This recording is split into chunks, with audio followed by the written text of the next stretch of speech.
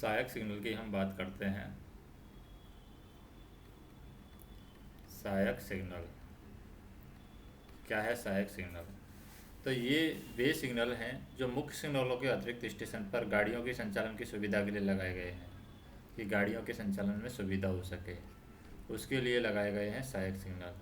तो ये वे सिग्नल हैं जो मुख्य सिग्नलों के अतिरिक्त स्टेशन पर गाड़ियों के संचालन की सुविधा के लिए लगाए गए हैं। सबसे पहले हम देखते हैं बुलावा सिग्नल या कॉलिंग ऑन सिग्नल। तो ये है हमारा सहायक सिग्नल, बुलावा सिग्नल, या फिर हम इसको बोल सकते हैं कॉलिंग ऑन सिग्नल। क्या है ये? तो बुलावा सिग्नल या कॉलिंग ऑन सिग्नल है, यह एक सहायक सिग्नल है। और दूसरा पॉइंट है कि यह सिग्नल अंतिम रोक सिग्नल को छोड़ करके अन्य किसी भी रोक सिग्नल के नीचे लगाया सकता है। तो हम एंड में कॉल करते हैं, तो एंड में हमें कॉल नहीं करना है, कभी भी करना है तो स्टार्टिंग में करना है। तो उसके अकॉर्डिंग हम कह सकते हैं, या फिर हम इसे कह सकते हैं कि लास्ट कॉल नहीं करना है, तो लास्ट स्टॉप सिग्नल के नीचे इसको नहीं लगाया जाएगा। तो हम कह सकते हैं कि यह अंतिम रोक सिग्नल को छोड़ करके किसी भी रोक सिग्नल के नीचे लगाया जा सकता है। लास्ट कॉल से याद रह जाएगा हमें कि अंतिम रोक सिग्नल को छोड़ करके किसी भी रोक सिग्नल के नीचे लगाया जा सकता है। और रंगीन रोशनी वाले सिग्नल में की व्यवस्था क्या है? रंगीन रोशनी वाले सिग्नल में सफ़ेद गोल चक्री पर काले अक्षर में सी लिखा रहता है। तो ऐसे सिग्नलों पर सफ़ेद गोल चक्री में काले अक्षर पर सी लिखा रहेगा। और इस सिग्नल का पालन करने से पहले सुनिश्चित किया जाना चाहिए कि गाड़ी है पूर्ण रूप से रुक गई है। जब भी इस सिग्नल का पालन करेंगे तो उससे पहले हमें पूर्ण रूप से रुक जाना है। तो इस सिग्नल का पालन करने से पहले यह सुनिश्चित किया जाना ज़रूरी है कि गाड़ी रोक सिग्नल पर आकर के रुक चुकी है। छठवां पॉइंट है, ऑन स्थिति में यह कोई संकेत नहीं देगा। अगर ये ऑन स्थिति में है तो कोई भी संकेत नहीं देगा। और ऑफ स्थिति में क्या देगा? जब ऑफ स्थिति में यह सिग्नल क्या देता है? ऑफ स्थिति में यह सिग्नल एक छोटी पीली रोशनी देता है, छोटी पीली। तो ऑफ स्थिति में यह सिग्नल एक छोटी पीली रोशनी दिखाता है तथा लोको पायलट को सूचना देता है कि गाड़ी खड़ी करो और उसके बाद में सतर्कतापूर्वक आगे बढ़े। तो लोको पायलट को ये दिखाएगा कि गाड़ी खड़ी करो और सतर्कतापूर्वक क्या करो? सतर्कतापूर्वक आगे बढ़ो और किसी भी अवरोध से पहले रुकने के लिए तैयार रहो। तो किसी भी अवरोध से पहले क्या करो? किसी भी अवरोध से पहले रुकने के लिए तैयार रहो। तो यह सिग्नल कौन कौन सी परिस्थितियों में ऑफ़ किया जाता है, तो वो हम देखते हैं। यह सिग्नल कौन कौन सी परिस्थितियों में ऑफ किया जा सकता है? पहली परिस्थिति है जब मुख्य सिग्नल खराब होने पर, मुख्य सिग्नल खराब होने पर, जब मुख्य सिग्नल खराब होगा तब इसको ऑफ किया जा सकता है। मुख्य सिग्नल को ऑफ करने की शर्तें पूरी ना होने पर, मुख्य सिग्नल को ऑफ करने की शर्त पूरी ना हो, ऑफ करने की शर्तें पूरी न होने पर, शर्तें पूरी न होने पर, तो मुख्य सिग्नल को ऑफ स्थिति में, यानी हम कह सकते हैं मुख्य सिग्नल को ऑफ करने की शर्तें पूरी नहीं हो रही है, मुख्य सिग्नल खराब हो गया है, गाड़ी को अवरोधित लाइन पर लेना है, अवरोधित लाइन पर लेना है, या फिर ट्रैक सर्किट एक्सल काउंटर खराब हो गया है, ट्रैक सर्किट या एक्सल काउंटर खराब हो गए हैं, एक्सल काउंटर खराब हो गए हैं या खराब हो। तो हम यहाँ पर कह सकते हैं बुलावा सिग्नल एकमात्र ऐसा सिग्नल है जो ऑफ स्थिति पर भी वहाँ रुक करके आगे बढ़ना होता है। तो बुलावा सिग्नल की बात करें, बुलावा सिग्नल क्या है? एकमात्र ऐसा सिग्नल है जो ऑफ होने पर भी, क्या होने पर भी? ऑफ होने पर भी वहाँ रुक करके आगे बढ़ना होता है। पहले रुका जाता है, उसके बाद में आगे बढ़ना होता है। तो इसमें जब आगे बढ़ते हैं तो जब ये ऑफ स्थिति में होता है तो छोटी पीली रोशनी दिखाता है और लोको पायलट गाड़ी को खड़ा करेगा और सतर्कतापूर्वक आगे बढ़ेगा, किसी भी अप्रोच से पहले रोकने के लिए तैयार रहेगा। यहाँ पर कोई फिक्स स्पीड नहीं होगी। नेक्स्ट हम देखें कि बुलावा सिग्नल के बारे में हो गया हमारा काम। अब बात करते हैं शंट सिग्नल के बारे में। शंट सिग्नल क्या है?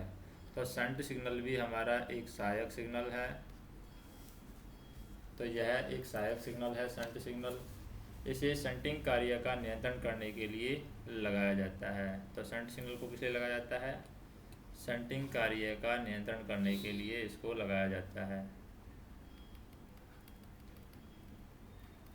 और शंट सिग्नल अकेले खंभे पर या प्रथम रोक सिग्नल को छोड़कर के किसी भी रोक सिग्नल के नीचे लगाया सकता है। शंट सिग्नल को या तो अकेले खंभे पर लगाया जाता है या फिर अकेले खंभे पर नहीं लगा रहे हैं तो प्रथम रोक सिग्नल को छोड़कर के प्रथम रोक सिग्नल को छोड़कर के किसी भी रोक सिग्नल के नीचे लगाया जा सकता है। चौथा पॉइंट है शंट सिग्नल किसी रोक सिग्नल के नीचे लगाया जाता है तब ये ऑन स्थिति में क्या करेगा? कोई रोशनी नहीं देगा। जब इसे किसी रोक सिग्नल के नीचे लगाया जाएगा तो ऑन स्थिति में कोई रोशनी नहीं देता है और ऑफ स्थिति में यह ऑन स्थिति में तो कोई रोशनी नहीं देगा, लेकिन और जब ऑफ स्थिति में होगा तो ऑफ स्थिति में यह लोको पायलट को शंटिंग कार्य के लिए सतर्कतापूर्वक आगे बढ़ने की आज्ञा देता है और उसके ऊपर सतर्कतापूर्वक आगे बढ़ने की आज्ञा देता है, चाहे उसके ऊपर का रोक सिग्नल ऑन ही क्यों न हो। अगर उसके ऊपर का रोक सिग्नल ऑन है इसका मतलब वो रुकने के लिए कह रहा है, लेकिन अगर शंटिंग सिग्नल ऑफ किया गया है तो लोको पायलट को शंटिंग कार्य के लिए सतर्कतापूर्वक आगे बढ़ने की आज्ञा देता है। और जब ये रोक सिग्नल के नीचे लगाया जाएगा तो ऑन स्थिति में कोई संकेत नहीं देगा। अगर ये एक खंभे पर मान लीजिए एक खंभे पर एक से ज़्यादा शंट सिग्नल लगे हैं, एक खंभे पर एक से ज़्यादा या एक से अधिक शंट सिग्नल लगाए जा सकते हैं। तो एक खंभे पर जब एक से अधिक शंट सिग्नल लगाए जा सकते हैं तो ऐसे समय सबसे ऊपर लगा शंट सिग्नल है जो सबसे ऊपर होता है, सबसे ऊपर लगा शंट सिग्नल सबसे बाईं लाइन के लिए, सबसे ऊपर लगा शंट सिग्नल सबसे बाईं लाइन के लिए, ऊपर से दूसरे नंबर पर लगा है वो ऊपर से बाईं से दूसरी लाइन के लिए होता है। तो यदि एक खंभे पर एक से अधिक शंट सिग्नल लगाए जा सकते हैं तो ऐसे समय सबसे ऊपर लगा शंट सिग्नल सबसे बाईं लाइन और ऊपर से दूसरा शंट सिग्नल सबसे बाईं लाइन से दूसरी लाइन के लिए संबंधित रहता है। अन्य सिग्नल भी इसी क्रम में रहते हैं। मान लीजिए बहुत सारे शंट सिग्नल लगे हैं, 1 2 3 इस तरीके शंट सिग्नल लगे हैं। ऊपर वाला सब जैसे ये लाइन जा रही है आगे तो ऊपर वाला शंट सिग्नल है सबसे बाईं लाइन के लिए, इसके लिए होगा, ये वाला सिग्नल इसके लिए होगा, ये वाला सिग्नल इसके लिए होगा, ये वाला सिग्नल इस लाइन के लिए होगा। नेक्स्ट हम देखें कि यदि शंट सिग्नल नहीं लगे हैं, मान लीजिए हमारे क्या है शंट सिग्नल, यदि शंट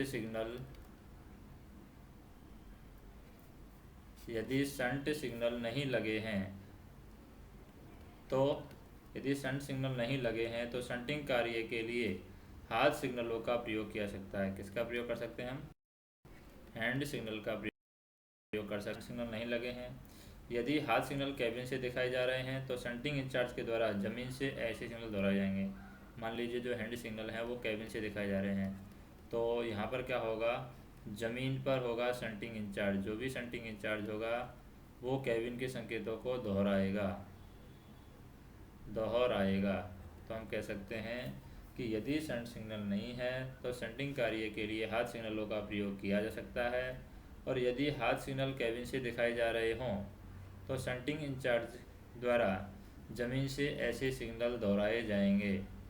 तथापि शंटिंग कार्य यदि शंट सिग्नल या किसी अन्य स्थावर सिग्नल के द्वारा किया जा रहा है तो हाथ सिग्नल प्रदर्शित करना आवश्यक नहीं है। अगर हमारे पास में शंटिंग के लिए सिग्नल हैं, शंटिंग कार्य यदि शंट सिग्नल या किसी अन्य स्थावर सिग्नल के द्वारा किया जा रहा है तो हाथ सिग्नल प्रदर्शित करना आवश्यक नहीं है। 7वां पॉइंट है कि शंटिंग के दौरान किसी शंट सिग्नल के खराब होने पर उसे ऑन स्थिति में पार करने के लिए कोई अलग से अधिकार पत्र नहीं दिया जाएगा। अधिकार पत्र, तो हम कह सकते हैं कि अगर शंटिंग के दौरान कोई शंट सिग्नल हमारा ख़राब हो गया है तो जब उसको ख़राब हो जाता है तो ख़राब सिग्नल को ऑन में पार करने के लिए हम सिग्नल अधिकार पत्र देते हैं। लेकिन अगर शंटिंग के दौरान किसी शंट सिग्नल ख़राब होने पर ऑन स्थिति में पार करने के लिए अलग से अधिकार पत्र नहीं देंगे, बल्कि हम जो शंटिंग के लिए अधिकार पत्र देते हैं T806 उसी पर उसका विवरण लिख दिया जाएगा। शंटिंग सिग्नल को 3 प्रकार होते हैं। पहला प्रकार है पोजीशन लाइट शंट सिग्नल, स्थिति बत्ती वाले शंट सिग्नल। तो शंट सिग्नल के 3 प्रकार कौन से हैं? पोजीशन लाइट शंट सिग्नल है, पोजीशन लाइट शंट सिग्नल।